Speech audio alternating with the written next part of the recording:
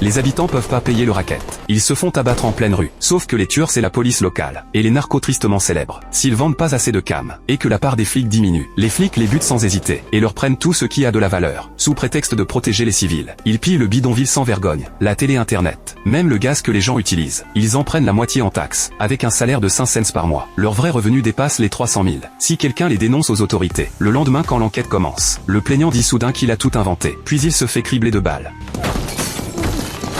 Pour se trouver un protecteur, ces flics véreux organisent des fêtes, pour faire campagne pour le gouverneur, tant qu'il reste en poste. Gang ou flic corrompu, tout le monde est son ami, sous sa protection. Il reste plus qu'un seul quartier du bidonville, hors de leur contrôle, parce que c'est le QG d'un gang, et ils sont pas assez forts pour le prendre, pour que le gouvernement envoie l'armée, tout en gardant les apparences devant le public. Les flics véreux enfilent des cagoules, prennent des armes, et débarquent au commissariat local, volent tout l'arsenal, puis mettent tout sur le dos du gang. Le gouverneur a pas le choix, il envoie les forces d'élite. Une colonne de blindés débarque, et arrose le QG du gang. En quelques minutes les gangsters sont nettoyés.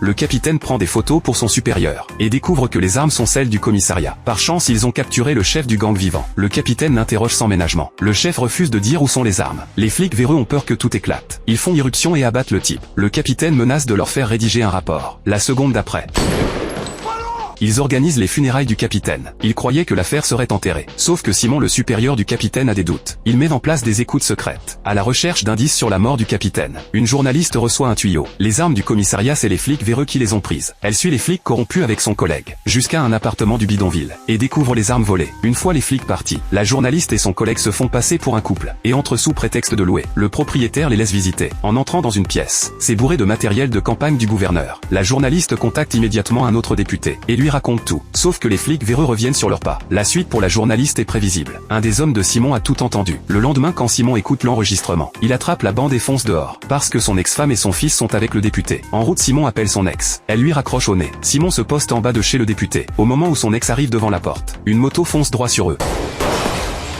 Simon veut la poursuivre, mais les cris de son ex le stoppent. La fusillade a touché son fils. Il fonce à l'hôpital. En voyant que son fils est sauvé, Simon remet l'enregistrement au député, sans savoir que les flics véreux ont envoyé des tueurs. Au moment où Simon tourne à un carrefour, 2 voitures noires le bloquent. Simon braque d'un coup sec. 2 autres voitures surgissent derrière. Les flics corrompus descendent et ouvrent le feu. Simon roule hors de la voiture. Des tirs résonnent aussi par derrière. Sauf que c'est un ancien subordonné de Simon, face aux forces d'élite à pleine puissance. Les flics véreux font pas le poids. Ils détalent en quelques secondes. Quelques jours plus tard, Simon témoigne à l'audience du député. Les politiciens corrompus essaient encore d'interférer. Simon les ignore complètement. Il étale les saloperies de la majorité des élus. Grâce au témoignage de Simon, les députés corrompus tombent les uns après les autres. La justice finit par triompher du mal.